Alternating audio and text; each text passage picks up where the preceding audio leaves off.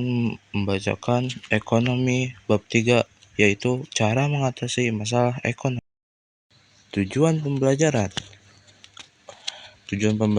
kali ini yaitu untuk menentukan pilihan yang tepat, memanfaatkan biaya peluang, menetapkan skala prioritas dan mengelola keuangan, menjelaskan cara-cara mengatasi masalah ekonomi mikro, menjelaskan cara-cara mengatasi masalah ekonomi makro, dan menjelaskan sistem-sistem ekonomi sebagai solusi masalah ekonomi. Pertama, yaitu menentukan pilihan yang tepat. Untuk mengatasi kelangkaan, setiap orang harus menentukan pilihan yang tepat dan paling menguntungkan. Yang kedua yaitu memanfaatkan biaya peluang. Biaya peluang adalah segala sesuatu yang dikorbankan untuk mendapatkan sesuatu. Biaya peluang juga dapat dijadikan dasar pilihan. Yang ketiga yaitu skala prioritas dan pengelola keuangan. 1. Skala prioritas. Kebutuhan yang lebih penting harus didahulukan pemenuhannya daripada kebutuhan lainnya.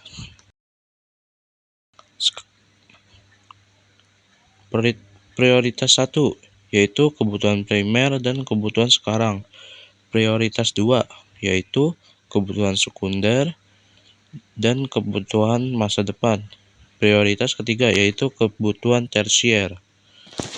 2. Pengelolaan keuangan. Pengelolaan keuangan dapat dilakukan dengan 1. Membuat pembukuan keuangan, 2.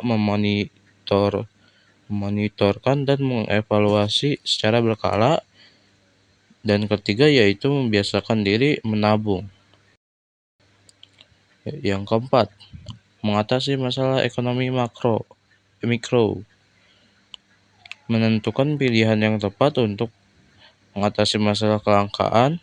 Contohnya yaitu memilih faktor produksi tenaga kerja, membentuk kesepakatan di antara produsen dan konsumen, menggunakan teknik analisis ekonomi mikro, pemanfaatan analisis biaya peluang dalam rangka menentukan pilihan, bersinergi antar pelaku pasar dan industri untuk membentuk satuan yang lebih besar. Contohnya yaitu kerjasama antara Nokia dan Microsoft. Yang kelima yaitu mengatasi masalah ekonomi makro. Kebijakan moneter. Kebijakan yang dirancang pemerintah dalam rangka memengaruhi jumlah uang yang beredar untuk memperbaiki kinerja perekonomian. Contohnya yaitu menurunkan suku bunga. Kebijakan fiskal. Kebijakan yang bertujuan memengaruhi jumlah pengeluaran dan penerimaan pemerintah. Contohnya yaitu sektor perpajakan. Yang selanjutnya ada kebijakan dengan arah harga barang murah dan bermutu. Kebijakan dengan arah harga barang murah dan bermutu contohnya yaitu pemerintah menyediakan infrastruktur jalan yang baik. Yang keenam yaitu sistem ekonomi sebagai solusi masalah ekonomi. 1. Sistem ekonomi tradisional. Sistem ekonomi yang diterapkan oleh masyarakat tradisional. Ciri-cirinya yaitu teknik produksi dipelajari secara turun-temurun, modal sedikit, pertukaran dilakukan dengan sistem barter, belum mengenal pembagian kerja, terikat tradisi, tanah merupakan tumpuan kegiatan produksi dan sumber kemakmuran.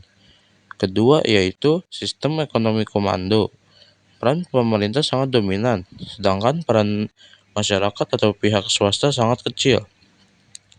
Ciri-cirinya yaitu alat dan sumber daya produksi dimiliki dan dikuasai negara. Rakyat tidak bebas memilih pekerjaan. Kebijakan perekonomian diatur pemerintah. Yang ketiga yaitu sistem ekonomi pasar. Sistem ekonomi di mana kegiatan ekonomi yaitu produksi, distribusi, dan konsumsi dilakukan oleh swasta. Ciri-ciri semua sumber produksi menjadi milik masyarakat. Pemerintah tidak ikut campur tangan secara langsung dalam kegiatan ekonomi. Masyarakat terbagi atas 2 golongan, yaitu pemberi kerja dan penerima kerja. Timbul persaingan dalam masyarakat. Setiap kegiatan ekonomi didasarkan atas pencarian keuntungan. Kegiatan ekonomi selalu dipertimbangkan keadaan pasar. Yang keempat adalah sistem ekonomi campuran. Sistem ekonomi di mana pemerintah dan swasta saling berinteraksi dalam memecahkan masalah ekonomi. Orientasi sistem pasar beberapa negara, yaitu Kuba, perekonomian komando, lanjut ke Cina, ke Hongaria, Swedia, Inggris, Amerika Serikat, hingga Hong Kong yang menjadi perekonomian pasar bebas. Oke, terima kasih atas perhatiannya.